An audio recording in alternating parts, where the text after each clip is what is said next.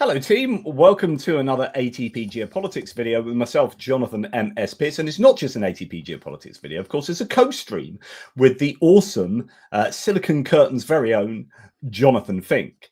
Welcome, Mr. Fink, again for a collaboration. Yeah, it's fabulous to be here. I'm just trying to get the co-stream going because at the moment it doesn't look like it's playing ball on my channel, but I'm gonna see if I can get it. Oh, there it is. Right, we're live on Silicon Curtain. Hello. So they missed my amazing introduction. Well, missed the whole introduction. Yeah, epic introduction. Yeah. I'm considerably upbeat, and I think it's probably just because I'm getting to speak to another human being rather than rant at the screen on my own. But I'm considerably upbeat, even though I was just intimating to you before we went live that the whole world, well, not the whole world, mainly the United States, appears to be going to hell in a handcart. But I guess we'll get onto that at a later stage. That. I mean, there's no reason to be upbeat there, Jonathan. So either something's been in your Cocoa Pops, something illicit, or I don't know, the air in your area, maybe. Has there been a chemical spill recently? Well, I don't know. Is it just when things are so insane, when things are so bad, you just lose the plot and end up just being a bit delirious? I don't know. It's incredible because, we spent 3 years being morally and politically, geopolitically and strategically and every other behind Ukraine. We are there. We are fully on board with Ukraine. And then to just bear witness to this insane situation where the US has gone out to Turkey to meet with Russia today to not discuss Ukraine. It's literally not on the agenda, and they're just cozying up to do some economic collaboration. It's just and they've changed sides, and you've got in the media, they're not allowed to say Russia invaded Ukraine. What? Some of them are starting to call it a special military operation, and they're not allowed to call Russia the aggressor, and they appear to have completely changed sides. There was a used journalist in the loosest sense of the term. There was a so-called journalist on Russia Today. No, it wasn't Russia Today. Sorry, it was GB News. Although the two are becoming difficult to distinguish. She used the term special military operation, and fortunately, the Conservative MP she was talking to ripped her a new one for that. But she didn't give in. He said only Vladimir Putin calls it that. She goes, no, there's other people. No, it's perfectly reasonable to use that term. No, there's nothing reasonable about that whatsoever. I showed that clip. It was Tom Tugendhat, who was former military man, and actually, that's her name, wasn't it? Yes, Bev Turner, and he ran for leader of the Conservative Party, actually. Yes, but he would have been a more moderate one. But yeah, it was great to see him really defend that point. You can call it, my opinion, and I've had this out on my channel. My opinion is it originally was a special military operation. All the evidence suggests that, and indeed, Budanov admitted this the other day.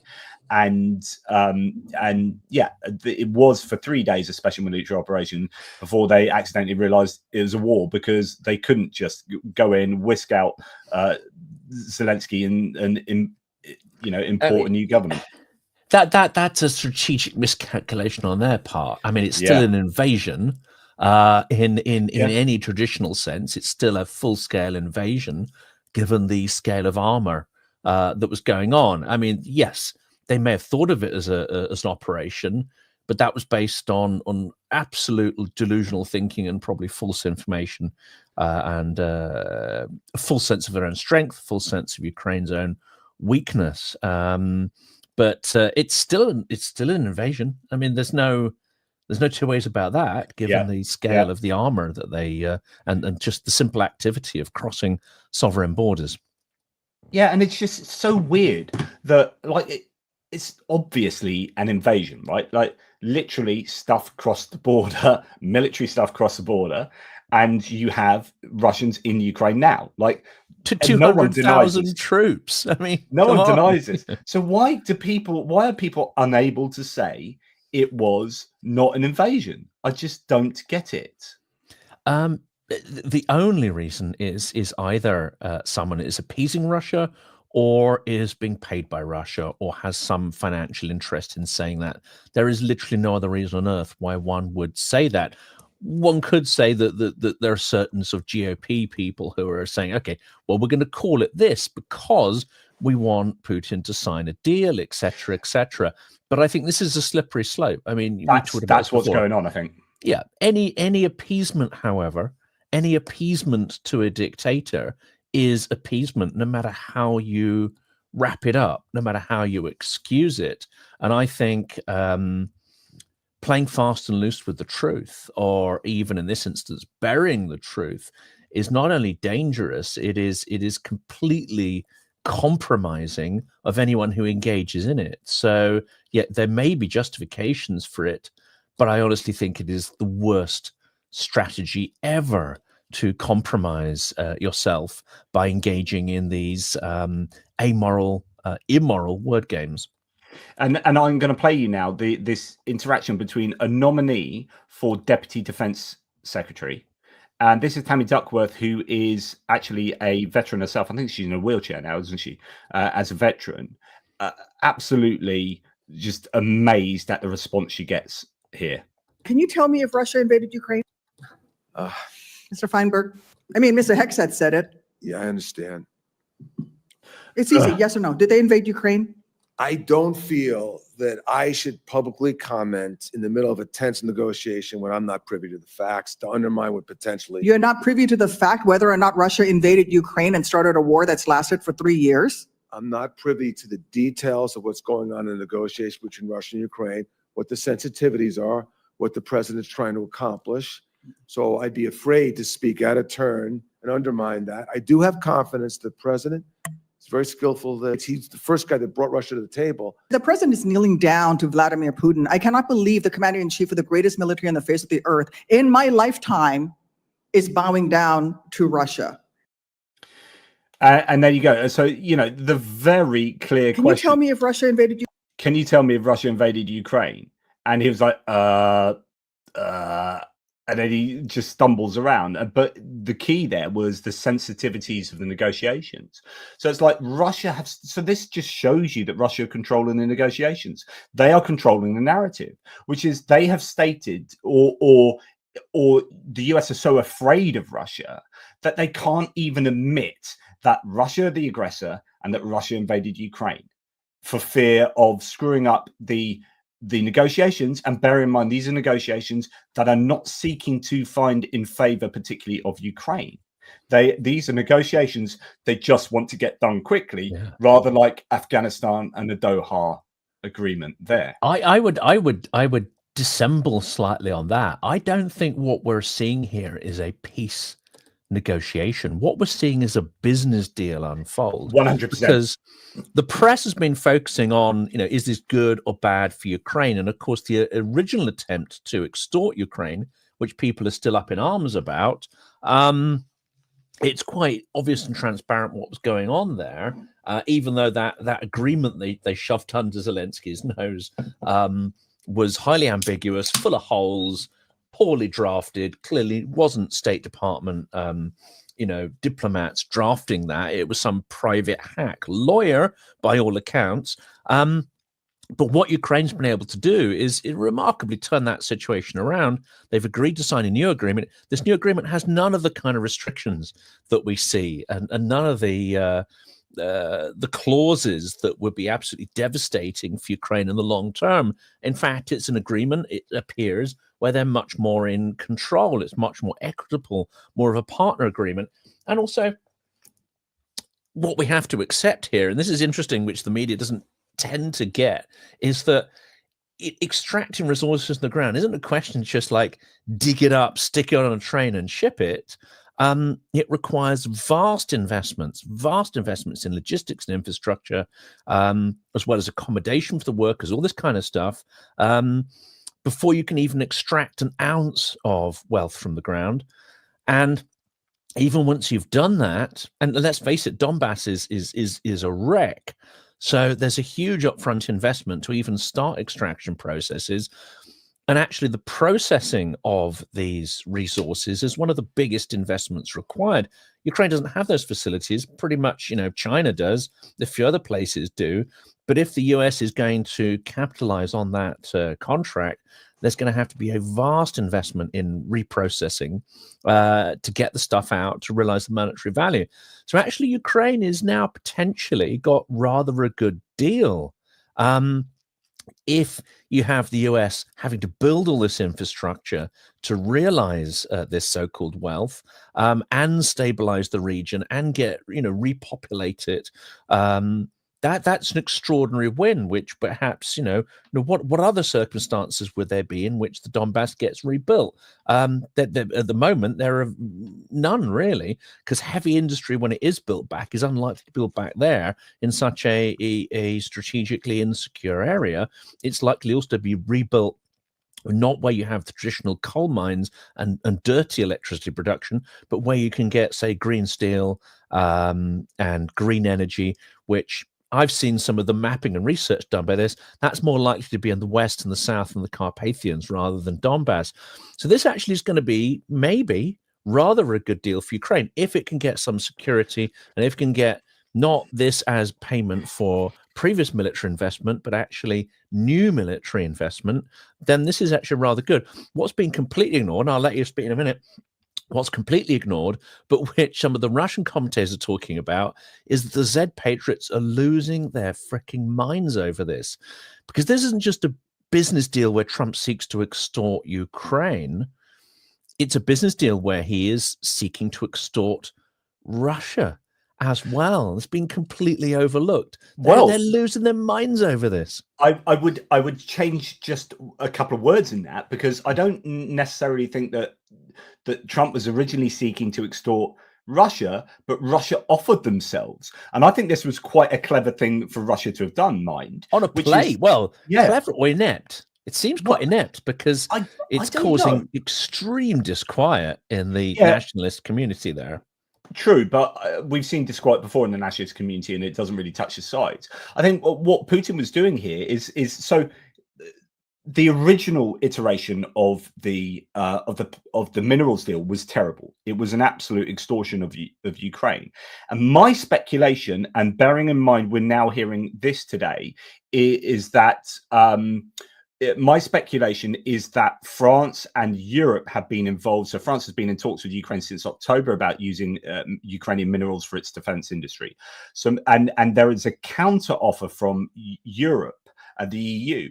And I think Zelensky, I mean, I don't know if I'm being too hopeful here, but I think Zelensky may have been able to have some leverage against the US. So the US came in. Apparently, Zelensky was absolutely incandescent with rage.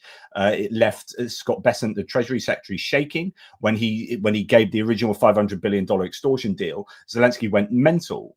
And then it's come down to, if we are right in seeing that actually it's a cooperative deal that actually is also very vague, leaves no concrete assurances about what's going to happen, and is actually entirely good for Ukraine.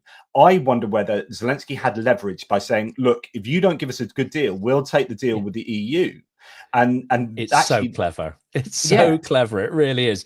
And Trump now has this little piece of paper because he doesn't understand anything about this. He really doesn't. He doesn't understand the cost of rebuilding the infrastructure, the logistics, the processing.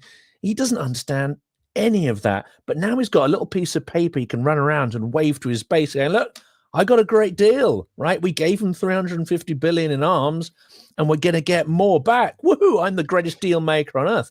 This is the irony, is that both Trump and Putin turn out to be shockingly inept at deals, and they don't understand what they're actually transacting or negotiating. I somewhat agree. So Trump is saying things like there's $1 trillion of rare earth metals under there. So I think he either believes his own lies, or he's willing to just shout about how amazing this deal is, even when the deal isn't that amazing anymore for him. He's going to sell it as being amazing. So this is, I've sold you a win, I'm amazing. Zelensky's actually the one, or his wheeler dealers are the ones who have done a good deal here. And the other thing I was going to say about Putin is, and I think Putin probably has done a clever thing here, is that the deal has a lot of those natural resources underneath the occupied territories, which then provides a motivation for the United States to liberate those territories so they can release the value of those minerals in the Zelensky deal. So Putin then says, oh, right, you want the minerals here? Well, I can offer you those minerals under occupied territories and some oil and whatnot in Eastern Russia and minerals and blah, blah, blah. So Putin's then come back with a counter offer, and now we see that America are meeting with Putin's lackeys today in Turkey. So they're no doubt going to be talking about what rare earth deal they can do. And if so, I think Putin's done a very clever thing here, because rather than the US have motivation to take control of the occupied territories, Russia says you can have access to the occupied territories. You can bring in American contractors to drill or mine in Luhansk and Donetsk. That's absolutely fine, and actually that provides a security guarantee for us, so that the Ukrainians won't be bombing stuff there. So I think potentially that is a good move from Putin, from his point of view. I think this was the idea all along, actually, on the Trump side. I think the idea was not like get Ukraine to liberate its territories or this or that or anything that's value-based. I think Trump's intention right from the start was, how can we get at these irrespective of who controls the territory? It just happens that Putin has either preempted it or seen it or gone along with it. But I can say that from what I'm seeing in the reporting, in terms of Z Patriots and so on, I mean, they are quite rightly. I mean, maybe it's a clever deal for Putin's survival. Is it a good deal for Russia? Well, how can it be? They've lost 800,000 people. They've lost most of their Soviet stock of armor. They've not been able to achieve any of their battlefield goals. And America is the #1 strategic and psychological enemy. And at the end of 3 years of massive losses, they're handing over their resources to the US. That makes no sense. No, it does. It makes perfect sense. So don't look at a deal from Russia's point of view from over the course of the whole war, right? It was an accident. So it goes back to the accidental war. You got into an accidental war, 3 years of absolutely being hammered. This is not good. Russia has lost out in terms of globally, militarily. Its defense exports of just nothing anymore. It's not the top. It's not a superpower. Its economy is absolutely hammered. So the deal needs to be understood in the context of where Russia are now, not over the 3 years. So yeah, if you think, oh, they're done with the US, but it's cost them all these lives in the economy. No. Forget that. That's happened. Now, given that, Putin then goes, if he's got a good grasp of reality, which we're not sure, but he looks at where Russia are at and goes, we are freaking screwed, and we are so screwed now that how do we get out of this hole? Let's get into bed with the US.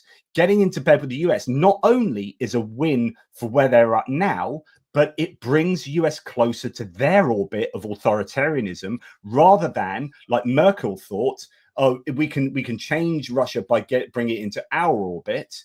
Actually, Russia and the Trump administration are somewhat authoritarianly aligned. Yeah, that's a short-term win. That's a short-term win, definitely. So this is how Putin's going to sell it. Behind the scenes and publicly, he's going to sell it to say, look, okay, you're mad that we're aligning with the US, but look what's happening. The US has moved to our mode of business. It's moved to an authoritarian and formal power model. We have destroyed the US. We've destroyed the Euro-Atlantic Alliance. United Nations resolution. This is the win. United Nations resolution. He's got all of these public indicators that his spycraft 100%.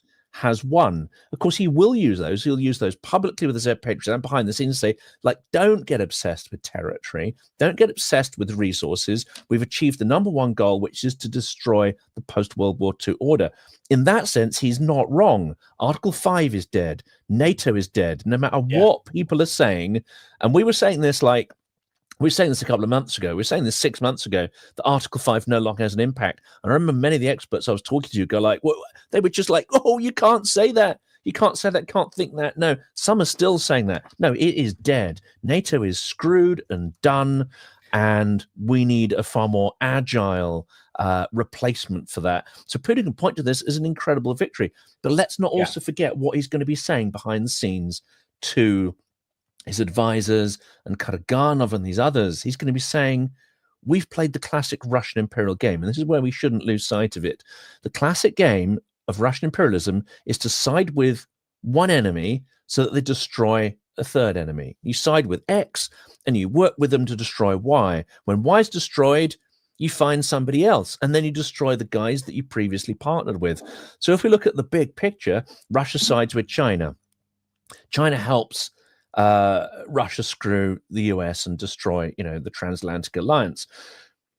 Then they seemingly ditch China and start working with the US. But this is an endless game. This is like the Matryoshka doll of betrayal. No, but you're still then right, they'll though. turn around and screw the US and they'll reinvade Ukraine in a couple of years' time. Maybe, but I think definitely. Definitely. It's sorry. a guarantee. The erasure of Ukraine is something you can be absolute certain of. And the ultimate Russian goal is that they cannot be an empire. They cannot be an empire without uniting the Slavic lands, which means they will guarantee I don't deny that. Their current alliances. I don't deny that, but I think so. I completely agree with your A plus B to take on C. But what's been fascinating, if you listen to what did Donald Trump say last night? He said last night that the EU was created to make screw the US over. So A plus B takes on C. The United States and Russia doing deals to take on the EU.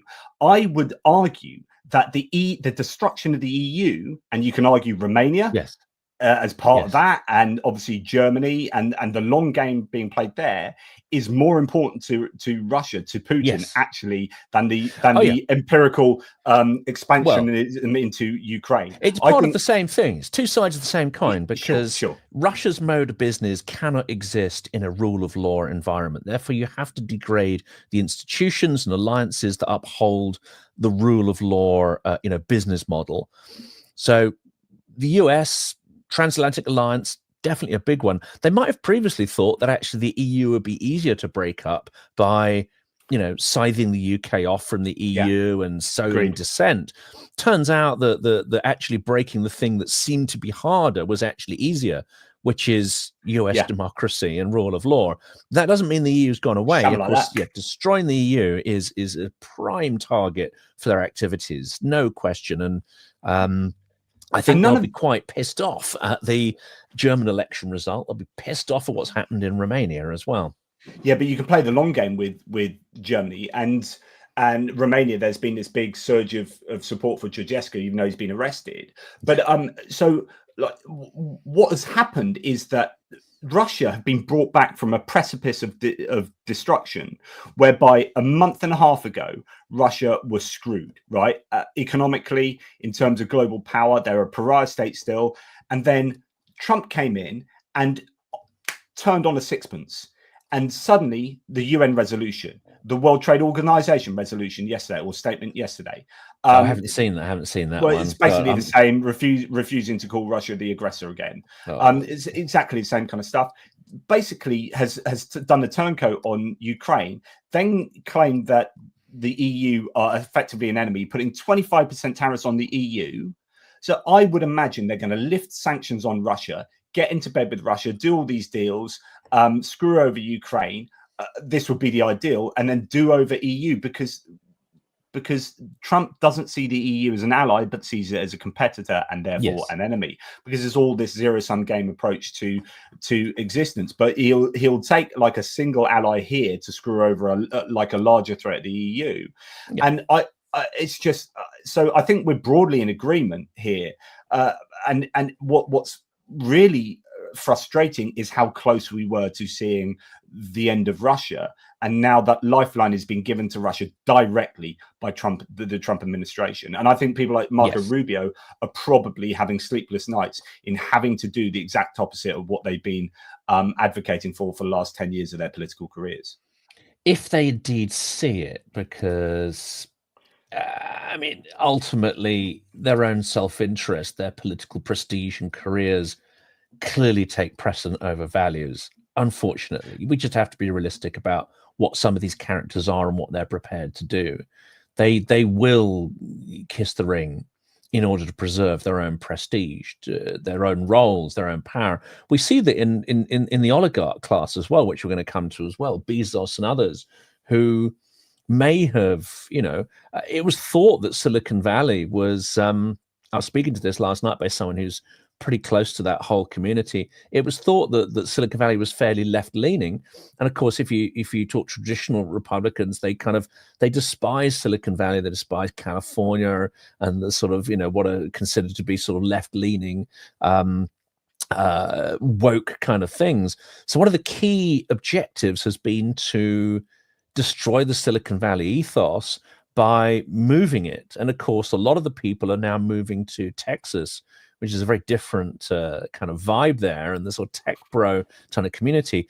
But it's been a goal for a long time to infiltrate and destroy what was considered to be not necessarily a sort of conservative, friendly, massive, wealthy powerhouse. And they've very quickly been able to do that. And all of these oligarchs are kissing the ring, whether they would have supported naturally democratic politics or not before. In fact, we know that many of them contributed substantially to the Democratic Party in previous elections. So that's not even a speculation. And now they're busy deconstructing not only the checks and balances in their own platforms, such as Facebook and so on, but like Jeff Bezos, they're purchasing traditional and legacy media, and they're deconstructing, I would say, the journalistic ethics and checks and balances in those institutions too. Yeah, I mean, I was referring to some analyses of people, Alistair Campbell and Rory Stewart, I think we're talking about this as well yesterday, about how uncomfortable Marco Rubio has looked in a number of different public appearances, such as in the White House with Macron. Interestingly, so Zelensky's in Ireland at the moment, meeting the Taoiseach there right now as we speak. He is on the way to Washington, to the White House, to meet Trump. There is a rumor or a claim out there. BFM TV are claiming that, I don't know where they're from, that Trump wanted to cancel Zelensky's trip and was only convinced otherwise by Emmanuel Macron, of all people. We're also hearing now that Trump is going to put tariffs on March 4th on Canada and Mexico. That is going to happen. And he's going to increase tariffs on China, another 10%. So I presume that'd be 25% tariffs on Mexico and Canada, and then upping the 10% tariffs on China to 20%, maybe, if I understand that correctly, and then 25% tariffs on the EU. He is starting a trade war with everyone. This will only lead to inflation. The US stock market lost 500 billion in 1 hour after he announced the tariffs on the EU last night. This is just economic suicide as far as I can work out. It's on every front, and unfortunately, I have conservative friends in this fight for Ukraine who are not sort of perhaps seeing what he's doing. What he's doing is pure vandalism. Whether it's tackling the judiciary or checks and balances or any sense of legal or sort of process-led democratic culture that may have existed, he's riding a coach and horses through everything, as well as deconstructing US intelligence. One of the things we come to is this idea to kick Canada out of the Five Eyes. Well, I don't think anyone in the Five Eyes really is going to trust their intelligence to the US from this point on anyway, with Kash Patel and Tulsi Gabbard. He is deconstructing American power before our eyes, and American governance and American strength. I heard, but I haven't read it. I need to go and look at the source. But one of my sources today was saying, from quoting or referencing an article in the Times, that American, I presume, defense officials had advised British officials not to buy American. So American, military equipment. So that is along with this, the idea that America is shooting itself in the foot, because in isolation, you will, if you're going to put tariffs on all this stuff, then the price of everything's going to be going up, and that is just a tax on the importer, which is a tax on the consumer, and then you're going to have your own businesses be rejected by the EU, by UK, by allies of Ukraine who have been forced away from the US orbit, and as such, you are going to get these big defense, military, industrial concerns suffering with orders and profits going down. This is going to there will be some economic pressure both from consumers and I think from industry in terms of both the tariffs and the pushing away of Europe you're on your own, this is your war, you sort it out. Okay, we will sort it out, but we're going to buy all our own stuff. Thank you very much. I think it's sensible because, you know, what I've also been reading, and again, I want to get an actual military expert on the channel because I'm, you know, I repeat what I read, but I'm not an expert on these things. What this article was saying is that in the more sophisticated sort of US equipment, there are kill switches in all sorts of, you know, missile systems, radar systems, and of course they're dependent on the sort of satellite data, etc. I know Ukraine is trying to wean itself off Starlink because that's now and perhaps always was a major strategic weak point, the reliance on sort of Starlink in case that gets switched off. But you talk to some military experts and you say, like, what if Russia did decide at some point in the next 3 years it was able to rearm, restock its military, which is now entirely plausible with what Trump is doing, and then sought not just to challenge Article 5, but to just roll over the Baltics, for instance. And you speak to so many, you say, oh, well, they'd never do that, and we could resist them, and Europe is strong, and NATO still exists, and blah, blah, blah. Well, what if there was a scenario where the US pressed the kill switch, and none of our advanced weaponry worked, and we weren't able to muster the numbers? Would we be able to retake the Baltics?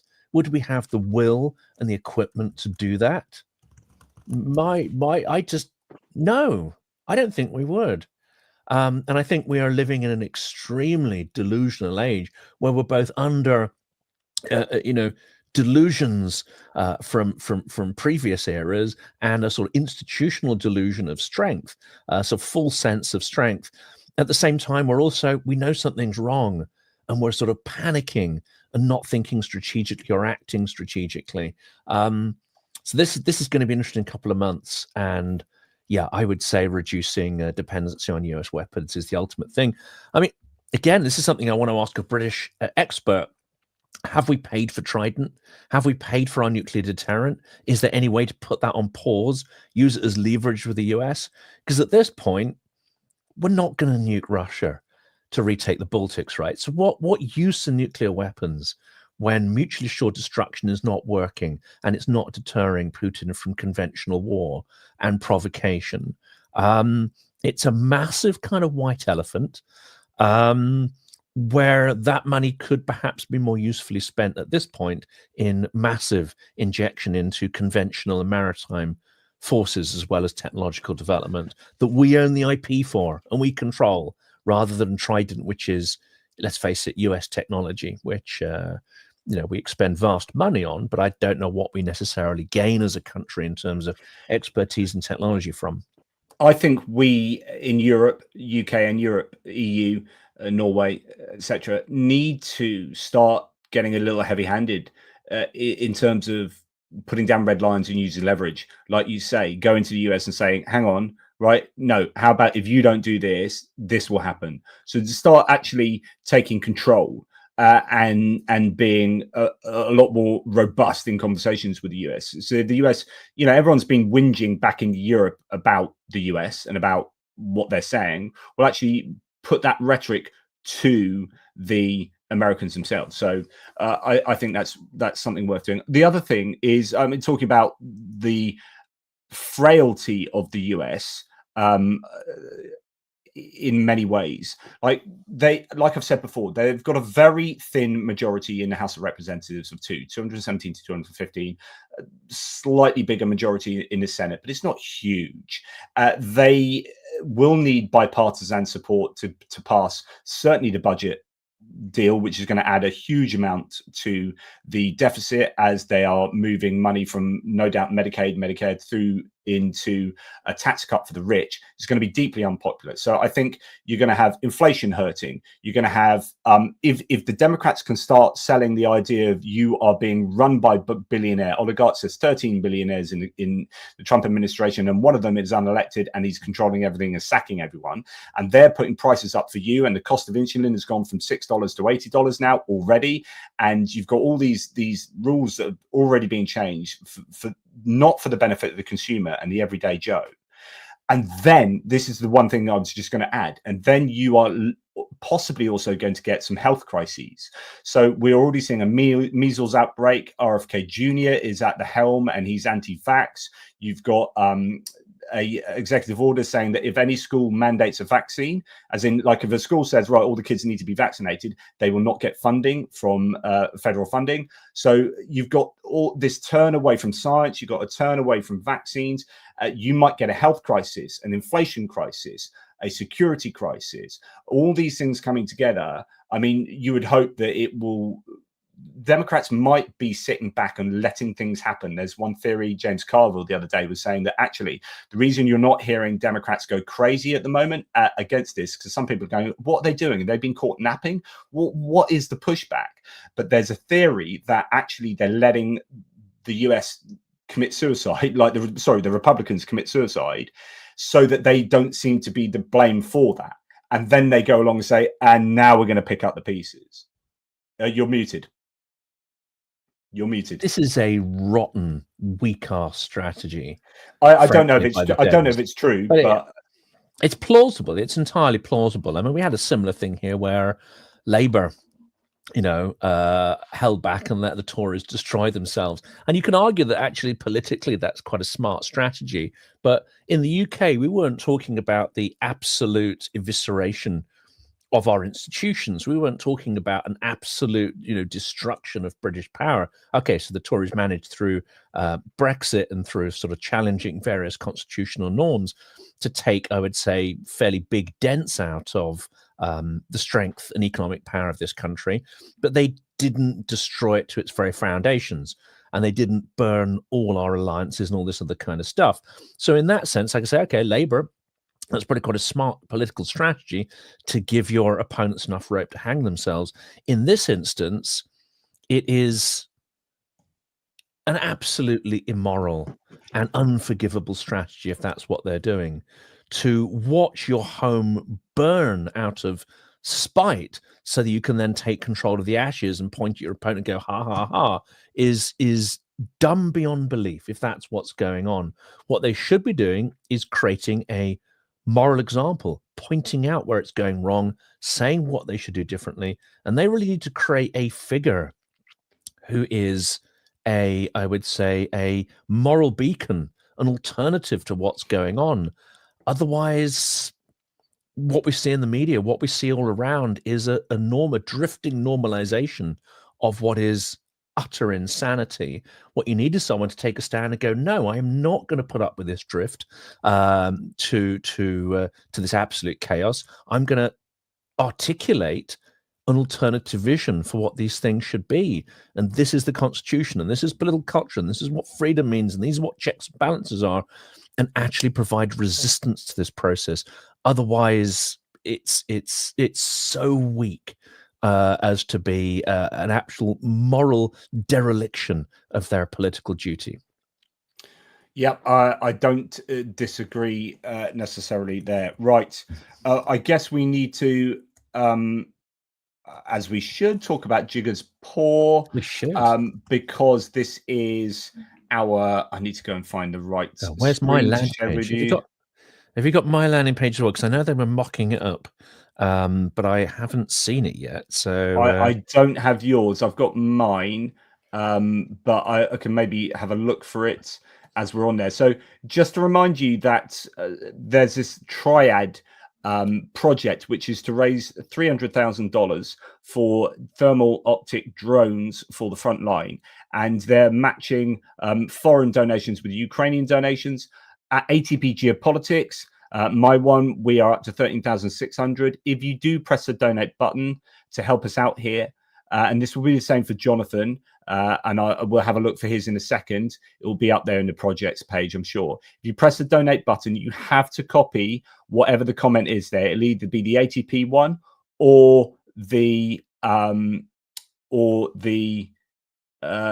Silicon Curtain one. And then once you've copied that, you put it into whatever payment method you are using to give a reference to us to whichever kind of sub project is that you are donating to, and that then attributes the payment to the correct one here. And as you can see, we're doing pretty well at ATP Geopolitics. Let's look at the projects here and go up to see if you are on there at the moment. This is the triad one. So we're going to the triad. That is Night Drones for Victory. And we have our community here. So at the moment, I don't think you're there. So you are almost on it. I presume they're just finalizing your page at the moment. So I guess this is not something that your community can immediately contribute to, but it will be forthcoming, no doubt. And you'll keep your audience posted, I'm sure. But that would be fantastic if people can help out. The description is in the the link is in the description below for those of you following my channel at the moment. I'll definitely help out, Jonathan's. It's all going to the same pot ultimately. So, yeah, well, I'll be providing my link later in the day. Simultaneously, we're still raising funds for our documentary project. We're also raising funds for events that are being run, and I've got an interesting sort of announcement for the audience here. So you'll all know about the events we ran in January in Lviv and Kiev, and of course Jonathan was there and got to see them in action. We've now got confirmation of what not the next ones are going to be, because there's going to be a few more events before this, but we've got 3 more sort of confirmations. One is the Lviv Media Forum in the middle of May. So I'll be doing lots of interviews and stuff there and going to Lviv for that. Then there's the Odessa Security Forum, which I've very, very honored to be invited to take part. So at the end of May is the Odessa Forum, and there'll be lots of interviews on the ground there. And in between that, I will, because it's a gap of a week between the two, I'll go to Kiev and put another event there. So we've got three sort of dates in the diary, as it were, all in May. 3 events or 3 sets of opportunities to record multiple interviews and events in Ukraine. That's going to happen. We're also trying to arrange events in Canada. We're trying to arrange events in Berlin, The Hague, Paris. These efforts are all ongoing at the moment to try and create impactful events that can be recorded and shared with the audience. Can I just say, so Tara McCage has said, I'm not going to lie, I'm pretty pissed. The fundraiser just feels sketch. I'm like, oh, what's going on there? Really? I had to try several times to get a payment to go through. Right. I explained this on the live stream with Arena the other day. So the problem with payments to Ukraine is that no charity in Ukraine can set up like a PayPal or equivalent individualized payments landing kind of, or basically PayPal won't do that for Ukraine. And so you either have to use just kind of generic PayPal payments, or you use Monobank, or Ukrainians have their own kind of versions. But the problem with things like Monobank is that, and payments generally into Ukraine, is that our banks don't like doing that, and they quite often flag them up. This is a really common thing for charities in Ukraine, is that they really struggle to get payments, even though they're completely kosher. It's all above board.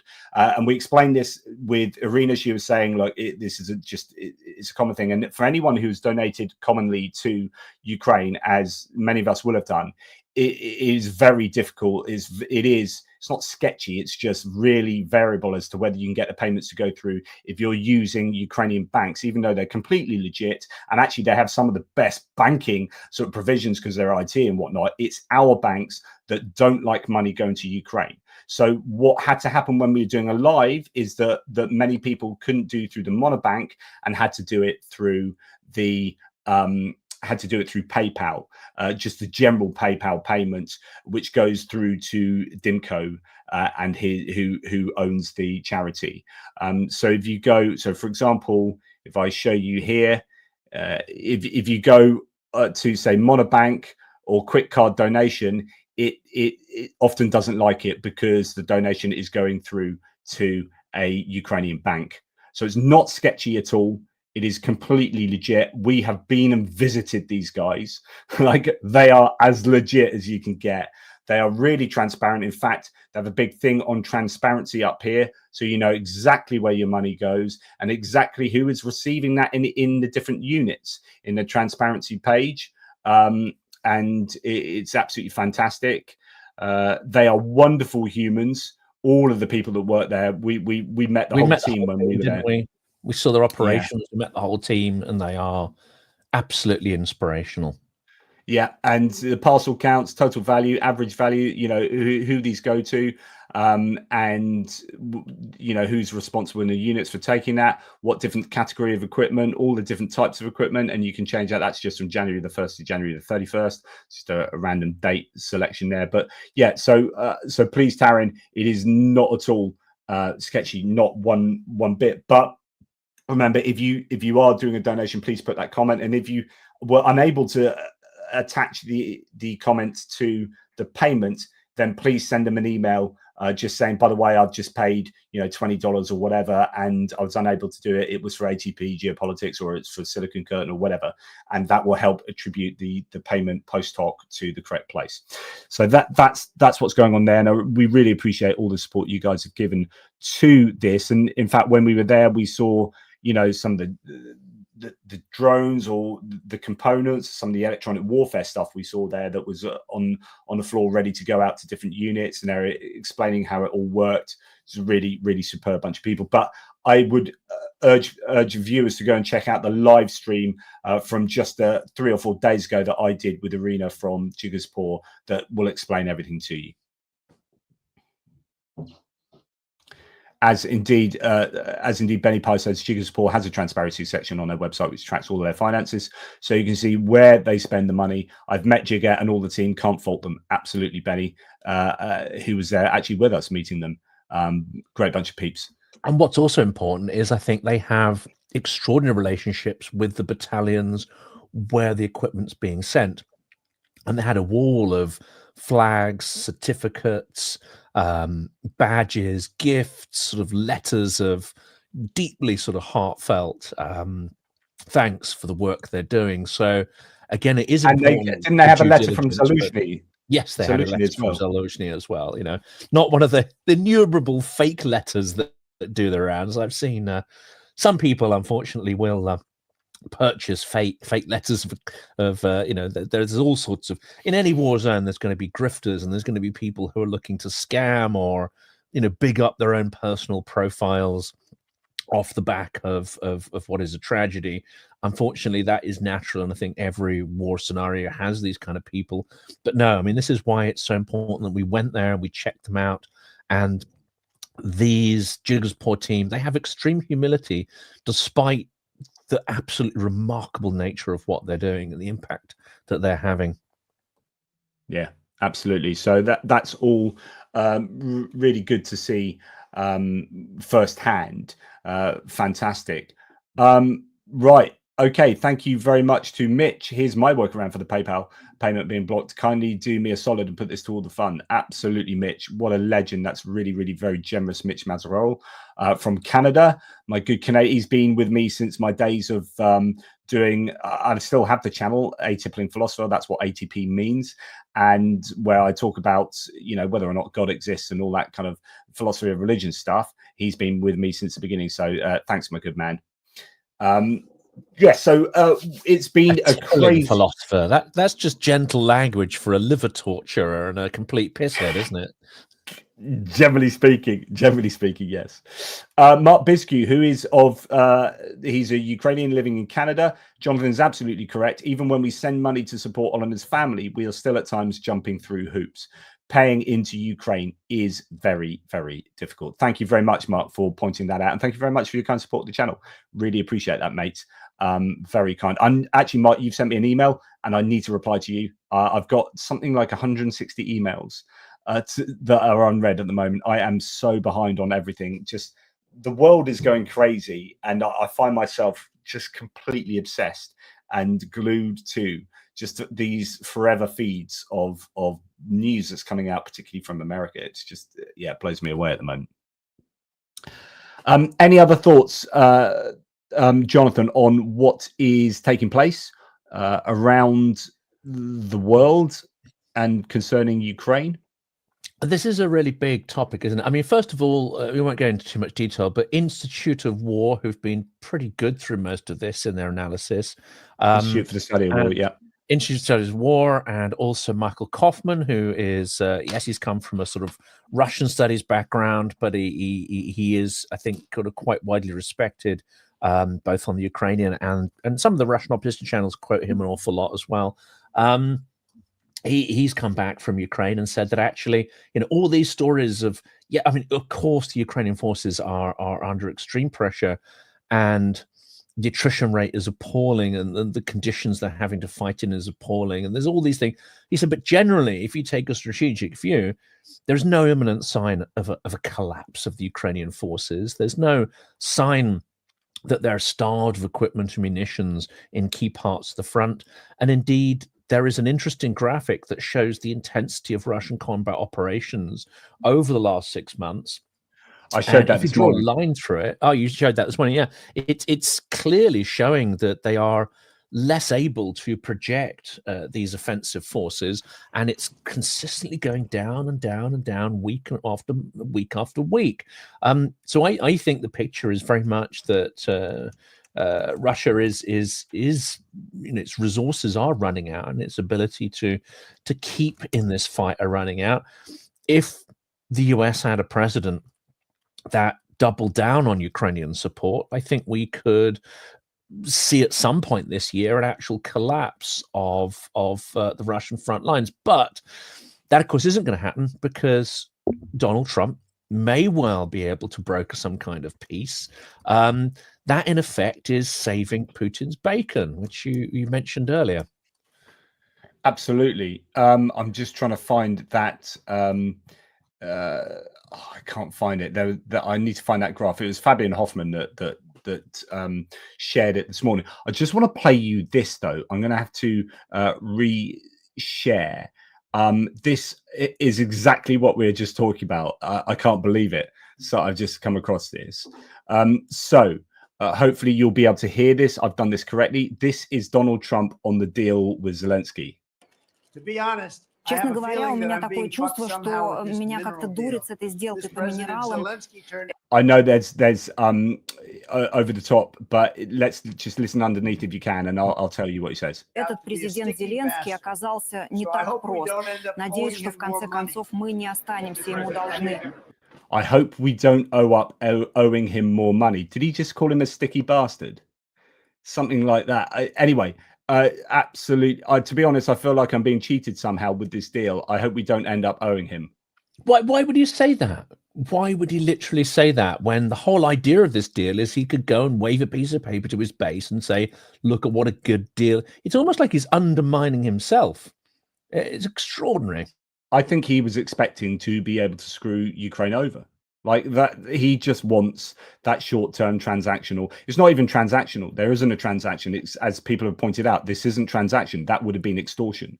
And he's underestimated Ukraine in the way that Putin underestimated Ukraine. And this is one of the bright spots in the whole thing, is that Ukraine and Ukrainians are so smart, and they have the right level of cynicism and context to sort of see through these situations and see through where all the traps are going to be. I won't say they're perfect. And we know Ukrainians can descend into extraordinarily destructive debates or endless dialogues. I mean, there's this anecdotal thing, isn't there, that when you get, if you put two Ukrainians in a room, they'll end up forming three political parties. And there is a sort of slightly chaotic aspect to Ukrainian freedom. But in this instance, they seem to have outwitted the US. I mean, some people will perhaps say that that's not so difficult, but given the situation Zelensky was in, I think it's quite remarkable that he refused to sign that first deal, because what I'm hearing as well from various sources is there were many people actually in Zelensky's own camp. There were many people surrounding him for maybe good reasons, maybe highly dubious reasons, that were telling him he should sign that first rotten deal with Trump. And he didn't, and he stuck his ground. And now it seems they've got a very, I would say, favourable deal in the circumstances. Don't Well, underestimate Ukraine. He can't also unilaterally sign it, and that's the thing. He passes it through the Verkhovna Rada, which he did. Well, and the fact that it's got to get past his cabinet first, and then it's got to get voted through in the parliament. And the fact it got voted through, so easily is a sign that actually is not a bad deal for Ukraine, right? So this is the let's share that. That's for the last year, and then when you just look at recently, I know that there are ups and downs, it's not going to be like consistent, but that's the intensity of daily assaults since November. So you can see that the Russians have been unable to keep that intensity up. I say unable because my mantra is always, you would if you could, you aren't so you can't. Like, Russia would be piling troops everywhere and keeping intense attacks all the time if they could. They aren't, so it means that they can't. It's that simple. It is. And this is, with my marketing head, this is a trend. I mean, the trend jumps out at this so clearly. What it also shows is that whenever they have a sort of punctuated period of activity, so we can see there on 15th of June, clearly there's some kind of major assault kind of going on around that date. This one. Yeah. But they're so not sustainable. They punch through and it doesn't achieve results, and then it withers out. 15th of February, I don't know if that's when they tried to do some counterattacks in Kursk. So that could be Pokrovsk, So anyway, I thought I'd back up what you were saying there with some data points there. So it's going to be fascinating to see what Starmer can achieve, if anything, with Ukraine. With Ukraine, but with Trump.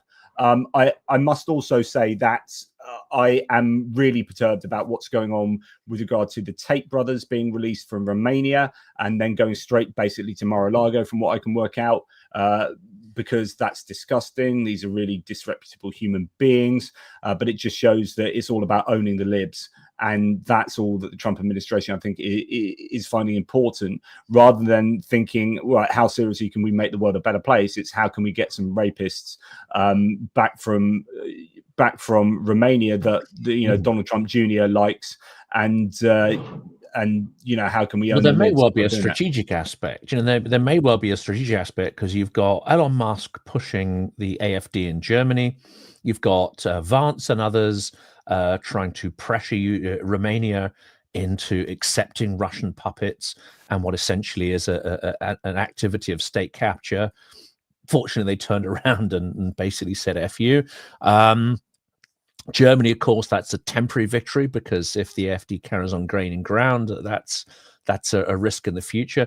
We had Tommy Robinson and the sort of clown coup that the far right attempted in Britain, which fizzled out after one day because it didn't have the support. But there's a pattern here, and the pattern is to invest in and amplify extreme figures, divisive figures, disruptive figures. It might trigger a few people here. I would include Reform in that. Reform has all the characteristics of a kind of party that appears from nowhere, doesn't necessarily have a coherent political strategy, but it makes a lot of populist noise and disrupts the political environment in a serious way. It has all the characteristics of a Russian operation, frankly. And Tate brothers may well fit into some vague plan to try to destabilize the UK or weaponize the political environment. I just had a discussion about Reform. I did a video on Reform the other day and had a discussion this morning because someone said, I think it's irresponsible of you. I think you're normally quite objective, but your disdain for Reform with regard to Russia, I think is. And I was like, no, okay, here is why I have disdain for Reform with regard to Russia. Let's just think about Russia. You can have your opinions in all other aspects, but on Russia, when your third biggest donor has got huge amounts of Russian assets, when your leader has gone and said previously that the politician he most admires is Vladimir Putin, or albeit in 2014, but then has advocated for appeasement. And then Richard Tice, I think Rupert Lowe, both advocated for Russian appeasement. When your Nathan Gill, the Wales leader for Reform, previously Brexit Party and UKIP, when he's in court at the moment for at least eight times of taking money for pro-Russian statements in European Parliament, etc. You're taking money for pro-Russian money, essentially. And when you've got, you keep going on and on, you add all these things together, you think, okay, and then you've got Farage going to CPAC, the Conservative Conference, and to MAGA rallies and wearing MAGA hats, and then advocating for MAGA, who are also anti-Ukraine, pro-Russia. And there is an implicit advocacy for that position by Farage being all involved in there and hugging these people and shouting about it. I think that Reform are the most likely to be compromised of all the parties in the UK, and they've only got five MPs. They've only got 5 MPs. Undoubtedly, and yes, Farage is a sort of egotistical character. He's not a team player. I know that because I've spoken to people who work with him extensively. And these parties are vehicles for him and his agenda. He's appeared no less, I think, than 17 times. I just Googled it on Russia Today. I'm sure Benny just said that. I forgot to mention what he was that. paid to do. We don't know what he was paid for those appearances. And I think this is a key point. To my money, if you appear on Russia Today once or twice, in its heyday, you might be considered naive. If you go and join the Valdai conference, you may have a degree of naivety. But if you repeatedly take part in Russia Today or Valdai or whatever, and you repeat some of the key narratives that are injected into these sort of media and so-called academic forums, then you cross the line from naivety to, frankly, being an asset. I'll say it clearly, an asset of the Kremlin. Yeah, I'd 100% agree with you there. I think it's pretty clear there. I know this is American politics centric, but I am just going to share this as well, which is, there we go. There. Sorry, I have to do funky things. So now we're hearing that, and this is on CNN, we've got a Trump advisor saying that because this was apparently like a red line that weren't going to freely admit, certainly before the elections. Now that they're saying that they're not afraid to cut Medicaid, everything is on the table, including cuts to Social Security. What you might now start seeing is a shift from the working class against the Trump administration if it's their Medicare. So I think it's something like 1 in 3 people in the US that would affect, and then a further 1 in 3 of the people left are on something else that's on the chopping board. So there's a real vulnerability for the Trump base here, that he will kind of bite the hand that feeds him, if you like. So the support he's got, although, the real support comes to the billionaires, right? But the actual voting support comes from these people. And if they start kicking off against him and the polls start going down, November 2026 isn't too far away. And you get a midterm election that sees Congress really shift towards the Democrats' favor. But then what mitigates that from a Trump point of view is if you're changing the judiciary, the media, the armed forces, the FBI, the CIA, then it almost doesn't matter. Maybe you could argue that if he's going full authoritarian, that actually the Congress becomes somewhat impotent. Yeah. And that it's a dynamic, isn't it? Did Putin want to go full authoritarian? Well, why would you if you have a hybrid system where people are endlessly debating, are we in a dictatorship, are we not?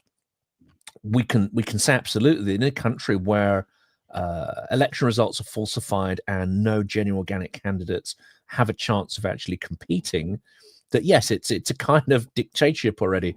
But he managed to pull that off, where up until the full-scale war in Ukraine, you had this endless debate, even amongst Russian oppositionists, as whether is it time to resist or not? Are we in a dictatorship? Are we not? You can spin that. Trump can do that as well, except that there's an inevitable mechanic that as your regime becomes less able to deliver the goods, as it were, the economic goods and the things it promises, then either you cede that ground to somebody else who can fix the problem, It's not what you do in a dictatorship, or you spread scurrilous lies and repress your opponents, and you create a manufactured version of reality that, one, makes the problems go away, and two, blames the problems for other people. And you have these two contradictory narratives going on at the same time. But to make that work, you also need to have a high degree of suppression. So it may be that Trump isn't even minded to go full dictator at this point, but he's on a trajectory of reducing American power, reducing American wealth, that if he wants to retain his regime and the grip on power, it's an almost inevitable slide towards dictatorial repression. I honestly think that we are. Oh, look, Nigel Farage hanging out with one of the Tates there. That's always good. What a nice man. What a nice picture. Yeah. Anyway, I digress. I really genuinely think, like, I'm going to make a bit of, not a prediction, because you just lay yourself up to be wrong. But I really do think the US is kind of, all the ducks are in a row now to see the EU as an enemy, even more than Russia. Like, I honestly think that you're going to get a pivot away from Russia are the bad guys towards the EU being the bad guys. Then that will fall to Keir Starmer to have to make a choice as to whether he gets closer to the EU or tries to be the middleman between the EU and the US. But I think if his advisors are worth anything, they'll be like, you're on a hiding to nothing to try and do that. You've got to go to Europe. You've got to stick together. And I think he said enough to suggest that he knows that as well. Well, unfortunately, though, they're also busy trying to court China, which is, I think, strategically inept as well. Who's they? Starmer's, right. They're trying to do a reset with China, which at this point in time seems to be, unless it's designed as part of a strategy to peel China away from Russia, would seem to be extremely inept and politically immoral. I think it might just be to do some simple trade deals. It could just be little more than, we just need a couple of extra quid in the coffers. Yeah, but well, we definitely need that after the Brexit disaster. Yeah, in terms of security, though, it's going to be fascinating. So the question, the European leaders are meeting on March the 6th, and I think Zelensky's going to be there. So it's going to be very interesting to see what happens there, because I think that is going to be possibly the decision as to whether, I mean, we'll have to see what happens with Starmer today and Zelensky tomorrow in the White House. But my bet is that, judging by what Trump's saying at the moment, my bet is that's not really going to turn up too much that Trump is going to be happy with. And if that's the case, then March the 6th could be the point where the EU decides, or Europe as a whole decides, to go it alone. And as a result, Ukraine might have to decide to go it alone with Europe. And then it's a case of, like, what does the US provide for Ukraine that no one else provides? And how do we get that to Ukraine otherwise? You're muted. You're still muted. There we go. Here we go. I found the button. Yes, I think this is almost an inevitable course there. And actually, I think Zelensky saw this coming, because last year, to not a little derision by European powers, or a fairly sort of, quick dismissal of it, because it's such an alien concept. Not anymore, it has to be said. He suggested that Ukraine have a future role as the peacekeepers of Europe, flipping it. Not that European and NATO peacekeepers would protect Ukraine from Russia. No, that Ukraine and Ukrainian troops would be the protectors of Europe. That really landed like a bucket of cold sick last year, because I think we were still living in an extremely delusional space. Well, actually, I heard these words and I thought, absolutely, he's correct and he's onto something here.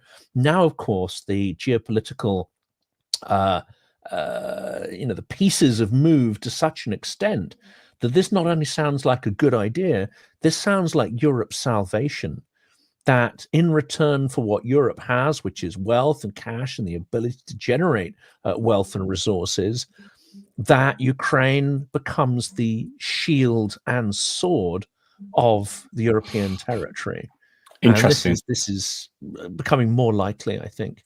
Well, what Ukraine have to do in any way possible is show their worth to their allies. So it's not, I guess, there's only so far that you can say, right, it's in the strategic interest of us that Ukraine do the blah, blah, blah. And that's all true. And absolutely, it's really important that we support Ukraine for our own benefit, particularly in Eastern Europe, because you don't want Russia to keep going, etc., etc. There's all that. But like when you're thinking about the future, Ukraine needs to say, right, what are we gaining out of this war? As in, what have we improved ourselves in with this war? Right, drones, right, this kind of bit of tech, that bit of tech, right? We need to be the center of the world for this so that we can then offer something to our allies or to other nations so that we have utility. And like you say there, that's another form of that, which is Ukraine saying, right, we have utility for you guys. We're really important for you guys because we can do this for you. So you need to keep us close, and you need to help us, and you need to bring us into the fold of the EU or whatever as quickly as possible so that we can be the protectors of Europe, or we can be the drone center of blah, blah, blah, and all these kind of things. Absolutely. I think that's definitely the case. I think they're already proving it. Whether that's fully realized in Western capitals, I think that realization is starting to dawn. I think Britain and some in the US are paying a little more attention to the evolution of drone warfare, and the penny is starting to drop that our own industries are perhaps not operating at that scale, that our military procurement processes are extremely bloated, cumbersome, slow, and that Ukraine is moving the dial. And it's not just on drones; it's also sort of amphibious vehicles. It's the maritime vehicles that you've seen and we've talked about. And a recent one I saw last night is some form of battlefield communications, like a handheld radio that works on some sort of sophisticated encryption. And Ukraine's developed it. It's tested in the field. There are hundreds, if not thousands, of units now in operation. And when this Ukrainian entrepreneur showed it to Western militaries and procurement experts and told them the price point, they literally fell off their chair, because it's 10 times cheaper than I'm making these figures up, right? Because I can't remember the exact details of the article, but it's significantly cheaper than the equivalent units available to Western militaries, and its reliability and capabilities far beyond what those current Western specs are. So this is just starting to be realized, how Ukraine is going to be an engine of innovation, but also an engine of driving down costs. Now, if Elon Musk wasn't apparently a Russian asset, or completely, deluded on horse tranquilizers or whatever the hell he takes, he would see that what Ukrainians are doing is what he claims to be expert at in his own businesses, which is being ruthless in taking costs out, ruthless in looking at technologies and figuring out which bits are kind of redundant, which bits can you sort of scythe out of that cost production process to make the end product sort of simpler, more reliable, and bring the unit cost down. He should be able to appreciate this Ukrainian skill. Of course, he won't, because he's apparently playing a very different game. Yeah, absolutely. Let's go through some thanks before we kind of wrap things up, Jonathan. So if you don't mind, if that's all right. No, that's right. It's your polite way of saying I'm absolutely sick and tired of your voice now. And never. That's never happened. It never would happen. I could listen to it forever. In fact, I do. I sleep to it. It's pretty good for that. Yeah. Yeah. Gifted 580p Geopolitics membership. Thank you, Kevin Force. You're an absolute legend, of course. Right, Taryn McKeej, what can be done to prevent a repeat of a Georgian Dream style election fraud if and when elections are held in Ukraine again? That is an absolutely diamond question. And actually, Andrew Perpetuous talked about this. He said, everyone's talking about security guarantees as if troops on the ground is the most important thing. But Andrew Perpetuous got a really important point where he says that's not the important thing. The security guarantees they want is the security of their future elections, so that there is no influence from Russia. That's realistically the biggest vulnerability that Ukraine has. Like, the front line's not going to go on any further, really. Russia don't blah, blah, blah. And you have an army and frozen front lines, but actually the entire government is vulnerable if you do not have reliable elections. And this is what I would tie this in with what we're seeing happening in the US. And unfortunately, we're not vulnerable. Ukraine has been able, under the guise of war, to dramatically reduce the power, influence, and wealth of oligarchs, and indeed a number of them that were very much involved in seriously trying to manipulate the political processes are actually in jail, such as Kolomoisky, who was reputed to be one of the oligarchs behind Zelensky. They've also removed oligarchs from being able to have majority stakes in media outlets. I would argue that if you're going to protect your not just your information space, but also your democratic electoral space and your economy from Russian influence, then you need to reduce the impact and influence of oligarchs. And actually, you need government to be actively destroying monopolies and oligarchies as they form, because they will always form, like skin on warm custard. It's just an inevitable part. And it's the very antithesis of capitalism. You want your custard to be nice and fluid and not lumpy. So that, I think that's an important thing to notice, and it will always happen, and Russia will always utilize it, because oligarchic interest and corrupt interest is how they seek to manipulate and control over and over again, and that's how it works in Georgia. The trouble is that we haven't yet got the message here, and we're quite happy for oligarchs to own and control our media assets. And until we really shape up to that, our democracy is just as, if not more, vulnerable than Ukraine's. I would really emphasize disinformation combating. The EU needs to work on this. I know that they are putting things in place, but I've not heard anything for some time. There needs to be permanent disinformation departments that are working, I think, in the UK as well, to battle foreign narratives and false narratives that are just destroying our information spaces. So I think that would have to be one of the main things, really formalized anti-disinformation projects. But thank you, Taryn. One for you.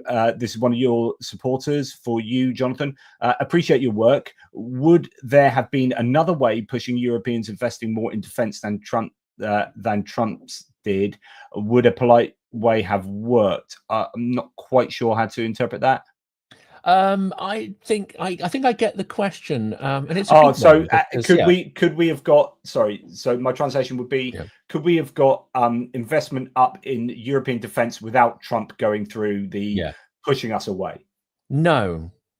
And this is not to sort of give Trump any kudos for this, but it just seemed, and this is the UK included in this, it just seemed that the managerial mindset that we are ruled by, and the soft and flabby attitude that we've had, living in relative luxury since the peace dividend in the 90s. No, I don't think anything except an extreme threat could shake us out of that. And the extreme threat is in two forms. One would be direct confrontation or invasion by Russia of a European territory, or as in the case that we're currently facing, Trump's absolute sort of, let's say, cold turkey, cutting Europe off, setting it adrift, and saying he doesn't want to be friends anymore.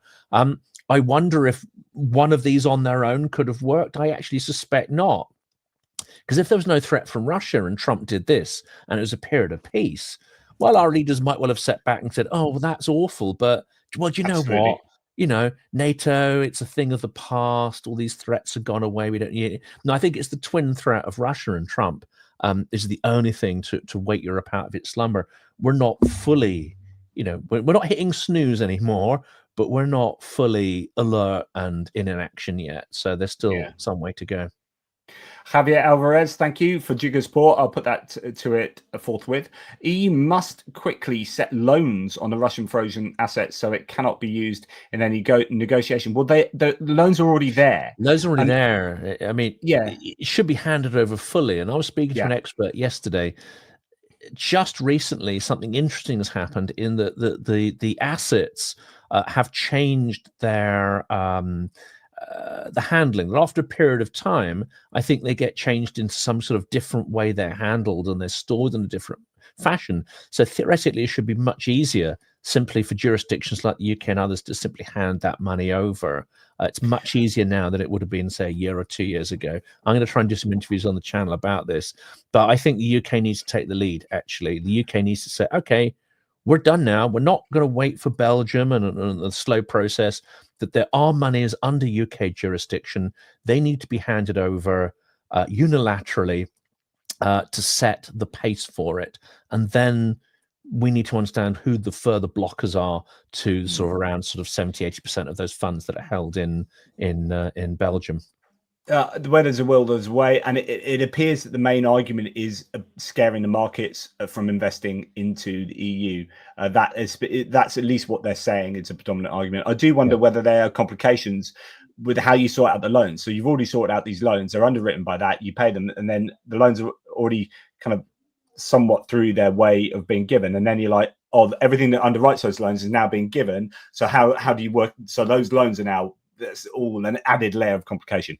Anyway, I'm sure the loans aren't against the full amount, are they? I mean, it's more against the interest. So I'm sure, as you say, where there's a will, there's a way, and these aren't strong legal objections, because actually all the legal objections to doing this have kind of been worked through. It is now very much political objections. But as you say, and we discussed this on our last one, like if the Baltics are overrun, you've got countries in the Eurozone that potentially will be occupied by Russia. Okay, where is your stability and security then? I mean, it's the European project and the currency is done at that point. So wake up. Yeah, absolutely. And thank you very much to the Weasel there for that really kind super sticker. Thank you to Mitch Mazarol again. Absolutely awesome. Really appreciate your support for not only the channel, but in this case for Jigga's Paw and the campaign there. Fantastic. Thank you again. And thanks again to Mark Bizq for your fantastic support. Da Vinci, who, I haven't done this yet. Right. On one of my videos, right, Da Vinci was at the 3-year anniversary of the war in Holland, in the Netherlands, more correctly, and he was wearing, in fact, a hoodie that's very similar to this one, a grey one like this, and I think he got cornered, and I think he had a patch on the side, the NAFO patch that I have up there, the 42nd Epistemology Brigade, and the local newspaper, he got a quote in the local newspaper, and I've got the screen grabs of that. And it's ATP Geopolitics, and so we're in like ATP Geopolitics is in a Dutch newspaper. Anyway, Da Vinci's a legend. Kursk was supposed to be important for the negotiations. Is that water under the bridge now? I think it will still be part of the negotiations that come along. I mean, I think that's not. There are still going to be negotiations. Yeah, well, and we have to remember that Lavrov came out with a statement saying that actually. 4 entire oblasts under Russia's constitution, they claim illegally theirs, and that is still the core of their negotiations. So, if Russia's still pushing that maximalist position, an absolutely reserved one, that they own territories that they don't control militarily, then Kursk is very much an important bargaining chip within that process. Yeah, absolutely. And I think, we shouldn't discount the importance of Kursk. I think it was a good move to go into there, although it's under a lot of pressure, I believe, at the moment. But Vadim Orlov gifting 10 ATP Geopolitics memberships. Really, really kind of you. Thank you, Vadim. Very generous. And some Danish love from Ole Nilsson. Thank you very much for the super sticker there. And one for you, Jonathan, which is Possum #NAFO. Some Australian love for you there. And just a point here, Jonathan, what do you think about helping Ukraine by buying Ukrainian war bonds? Not everyone is in the position where they can give that much, but may be able to loan their money to Ukraine. I don't know how individuals can pay into war bonds, but it's certainly something that they've done well out of, as far as I believe. Like the bond yields have been pretty positive, and it has been a way of raising money. But whether you could get people to be able to go into joint bonds together, I don't know, but that seems to be pretty sensible. It's worth saying, isn't it, that yes, central government is doing a certain amount, and that's great, but actually Ukraine has survived because of the efforts of civic society. I mean, let's not make two bones about it. Without huge mobilization of civic society and individual projects like Jigga's Paw, Ukraine would not have resisted Russia's invasion in 2014. it would not have survived the full-scale invasion. So if you want to help, I think as an individual, it's far better to identify a charity that you really feel strongly about, that you know, you've done the due diligence, you've investigated it, maybe even call the people that run it, create a personal relationship with them, follow their work. I think it's going to be far more fulfilling and possibly impactful as well by, you know, linking up with charities like Jiggers Poor and some of the others, many others that are out there doing tremendous work. And you know that those funds are then 100% in Ukraine, 100% spent on Ukraine and on real individuals, not, dare I say, apparatchiks and all the rest. Just to let you know, Mitch Mazarol and Javier Alvarez, I've just paid through PayPal Jiggers Poor. So thank you for that. I've paid that exact amount that you put over. And I'll take on the costs of the payment across that, of course. So thank you for that. So just to remind people to go to, and I'm going to, oh, no, I'm not going to invite someone to join the stream. I'm just going to present this for the last time. So this will be, there we go. So the deets are below in the description to my video. And here you can see 15,716. We are really close to hitting our goal. And if you do press donate, you're brought down to here. Please remember to press copy ATP for try comment. Make sure something like ATP goes in the comments or reference for that, and that'd be fantastic. And although we spent some time, Jonathan, criticizing the Trump administration and therefore by extension the US, please remember, peeps, that there are some amazing Americans obviously out there in our viewerships who are absolutely stalwart supporters of Ukraine, and that the Trump administration is not representative of vast swathes of the American population. Yeah. That is absolutely key to remember. So when we criticize Trump and the administration, we're not criticizing Americanness or you people. And for those who might want to label us and like, oh, you lefty this and that and the other, be aware as well that we are friends with and collaborating with many people who describe themselves as GOP, who are some like Greg, who are deeply religious and who we have tremendous relationship with.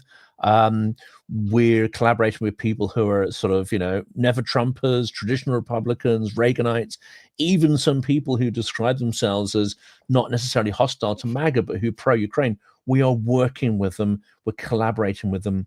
We count them as friends in this fight to increase freedom. So we're, you know, I would describe ourselves, you know, everyone falls into sort of, you know, political cliches or falls into their own way of viewing the world, but we're not isolated in any kind of leftist bubble, if anyone is perhaps thinking that.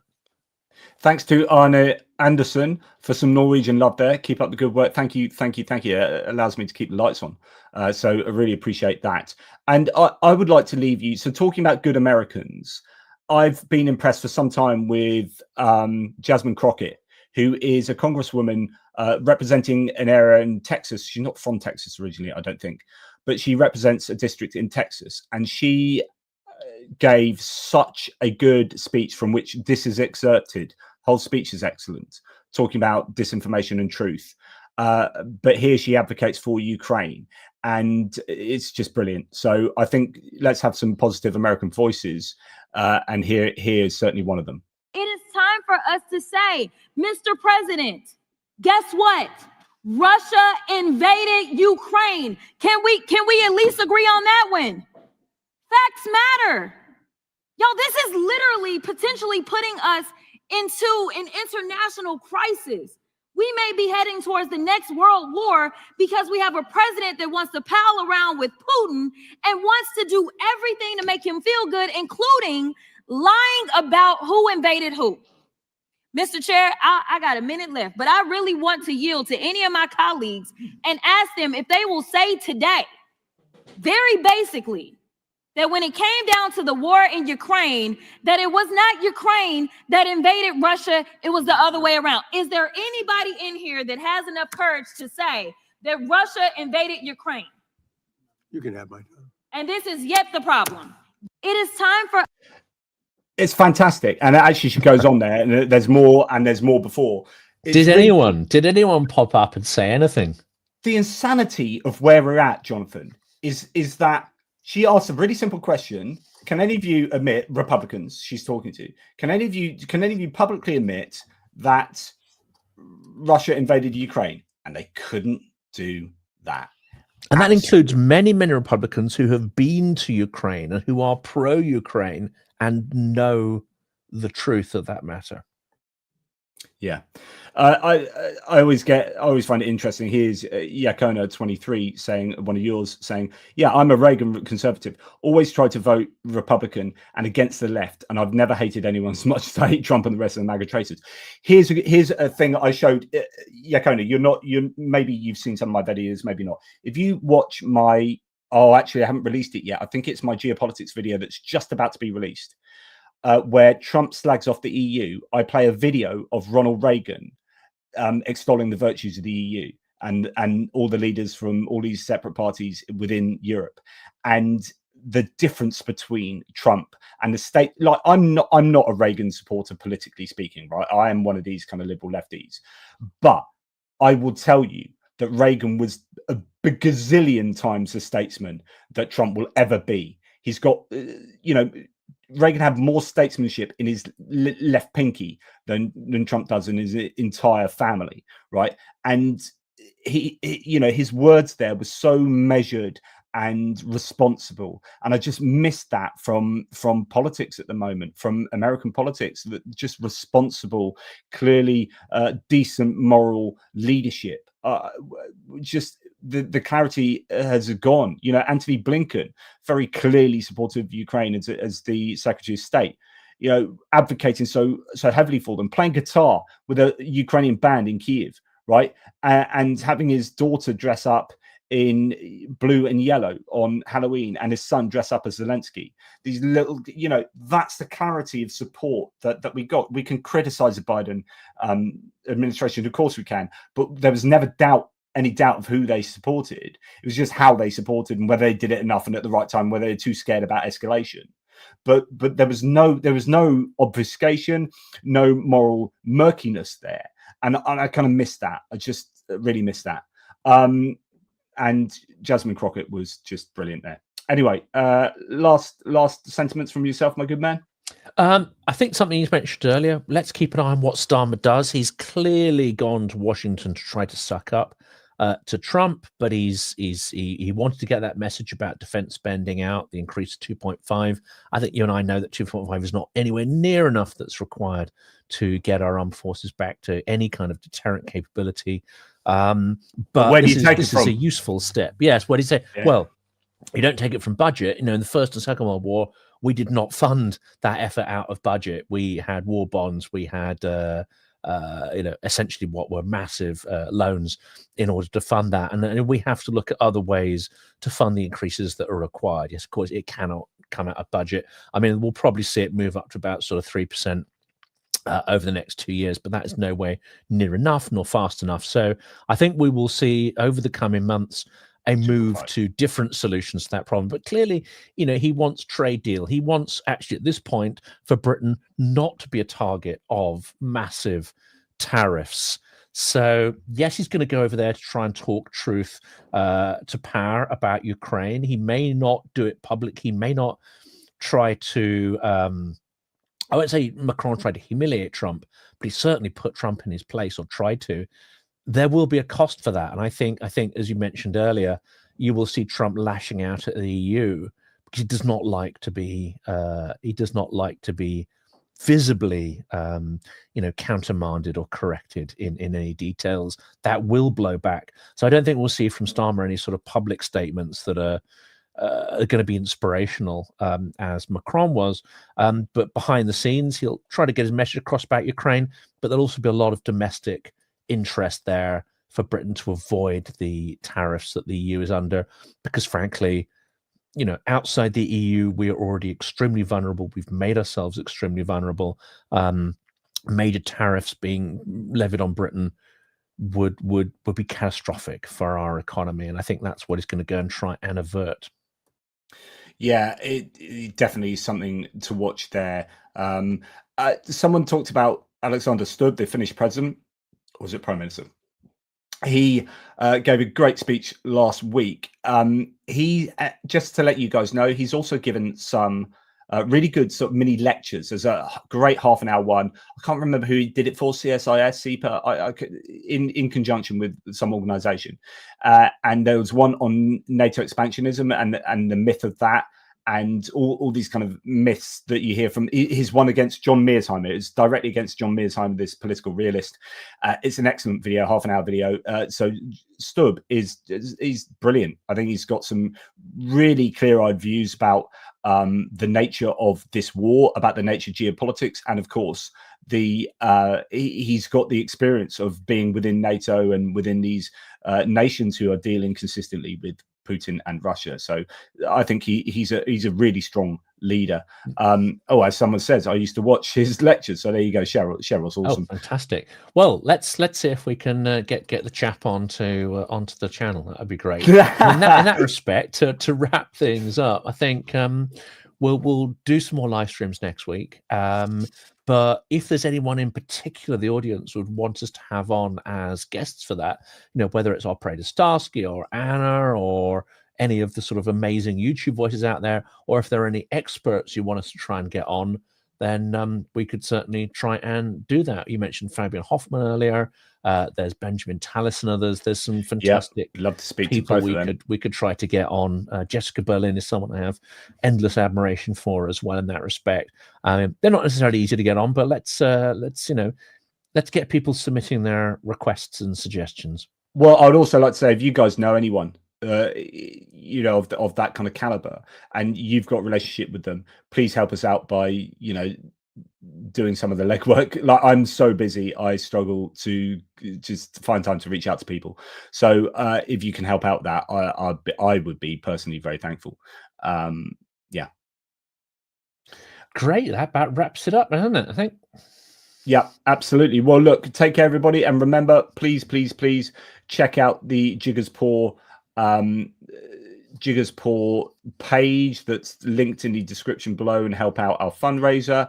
That will be really fantastic, and we'll see if we can reach that target sooner rather than later. We were going to talk about doing a raffle for this, but I have a feeling that by the time that gets sorted out with something from a unit, we'll actually have wrapped up this fundraiser. So that would be fantastic. We're getting ever closer, and that will be probably nearer 16,000 now with brilliant ones over the last little while. So and I'm just kicking mine off so we can start pushing my page in the live streams next week and see if we can get that target up as well. Yeah, which would be great for sure.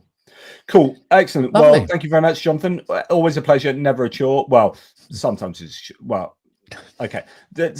We're friends. You can be honest. I've enjoyed this one anyway. Thanks, mate. We're friends, really. Yeah. We'll catch you on the next one. Slava Ukraini. Herem slava, smrt vragam.